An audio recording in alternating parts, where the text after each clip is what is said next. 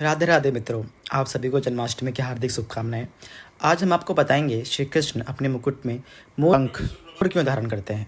श्री कृष्ण के मुकुट में मोर पंख है। महादेव पुत्र कार्तिकेय का वाहन भी मोर है।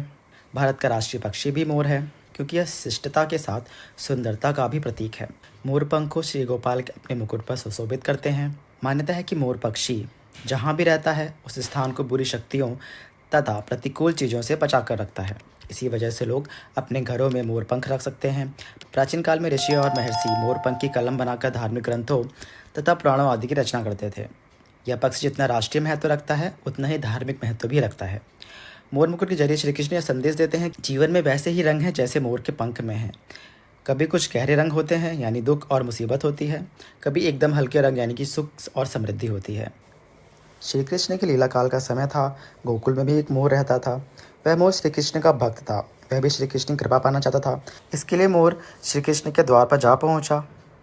जब भी श्री कृष्ण द्वार के अंदर बाहर आते जाते, उनके द्वार पर बैठा मोर एक भजन गाता रहता, मेरा कोई ना सहारा बिन गोपाल सावरिया मेरे। इस प्रकार प्रतिदिन यही गुनगुनाता। एक दिन हो गया, 2 दिन हो गया, एक पूरा साल व्यतीत हो गया, परंतु कृष्ण ने उनकी एक ना सुनी। एक दिन दुखी होकर मोर रोने लगा। तभी वहाँ से एक मैना होती हुई जा रही थी। उसने मोर को रोता हुआ देखकर वह बहुत अचंभित हुई। वह अचंभित इसलिए नहीं हुई थी कि मोर रो रहा था, वह अचंभित इसलिए हो रही थी कि श्री कृष्ण के द्वार पर भी कोई रो रहा है और श्री कृष्ण उसकी बात नहीं सुन रहे हैं। वह मोर के पास गई और उसके रोने का कारण पूछा और उससे बोली, मोर तू रोता क्यों है। तब मोर ने बताया कि पिछले 1 वर्ष से मैं कृष्ण के द्वार पर उनका भजन गा रहा हूँ, परंतु कृष्ण ने आज तक मुझे पानी तक नहीं पिलाया। यह सुनकर मैना बोली, मैं श्री राधे के बरसाने से आई हूँ, तो मेरे साथ वहीं चल। राधा रानी बहुत दयालु हैं। मोर ने मैना की बात से सहमति जताई। वे दोनों उड़ते उड़ते बरसाने पहुँचे। राधा रानी के द्वार पर पहुंचकर मैना ने गाना शुरू किया, श्री राधे बरसाने वाली राधे। परंतु मोर तो बरसाने में आकर भी वही दोहराता रहा, मेरा कोई ना सहारा बिन गोपाल तेरे सावरिया मेरे। जब राधा रानी ने यह सुना तो दौड़े चली आई और प्रेम से मोर को गले लगा लिया और फिर मोर से पूछा, तू कहाँ से आया है। तब मोर बोला, जय हो राधा रानी की, आज तक सुना था तुम करुणामय हो और आज देख भी लिया। राधा रानी बोली, वह कैसे। तब मोर बोला, मैं पिछले 1 वर्ष से श्री कृष्ण के द्वार पर उनके नाम का धुन गा रहा हूँ, किंतु श्री कृष्ण ने मेरी सुनना तो दूर कभी मुझको थोड़ा सा पानी भी नहीं पिलाया। राधा रानी बोली, नहीं नहीं, मेरे कृष्ण ऐसे नहीं हैं। तुम एक बार फिर वहाँ जाओ, परंतु इस बार कृष्ण कृष्ण नहीं, राधे राधे का नाम।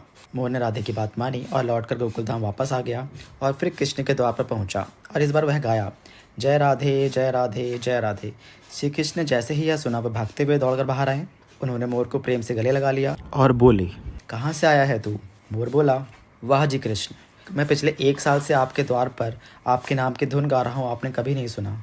आज राधे राधे बोला तो आप भागते हुए आ गए और मुझे गले लगा लिया। कृष्ण जी बोले, बातों में मत उलझाओ, पूरी बात बताओ। मोर बोला, मैं पिछले 1 वर्ष से आपके द्वार पर यही गा रहा हूँ, मेरा कोई ना सहारा बिन गोपाल सावरिया मेरे, माँ बाप सावरिया मेरे, किंतु आपने कभी ध्यान ही नहीं दिया। मैं बरसाने चला गया। इस प्रकार मोर ने पूरी कहानी श्री कृष्ण को सुनाई। श्री कृष्ण ने कहा, मैंने तुझे पानी नहीं पिलाया, यह मैंने पाप किया है, और तुमने राधा का नाम लिया है, यह मेरा सौभाग्य है। इसलिए मैं तुमको वरदान देता हूँ कि जब तक यह सृष्टि रहेगी तेरा पंख सदैव मेरे शीश पर विराजमान होगा, और जो भक्त राधा का नाम लेगा वह सदा मेरे शीश पर रहेगा। इस संबंध में एक कथा और प्रचलित है। ऐसा कहा जाता है कि राधा रानी के महलों में बहुत से मोर थे। वह मोरों को नचाया करती थीं। जब वे ताल ठोकती तो मोर भी मस्त होकर राधा रानी के इशारे पर नाचने लग जाते थे। एक बार मोर मस्त होकर नाच रहे थे। कृष्ण भी वहाँ आ गए और नाचने लगे।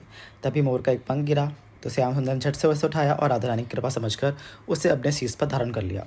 श्री कृष्ण के भक्तों को, प्रेमियों को यदि श्री कृष्ण का सानिध्य चाहिए तो प्रेम से कहिए, जय राधे जय राधे जय राधे। अगर आपको यह कहानी अच्छी लगी हो तो वीडियो को लाइक करें और ऐसी ही कथा, कहानी और जानकारी के लिए हमारे चैनल को सब्सक्राइब करें। धन्यवाद।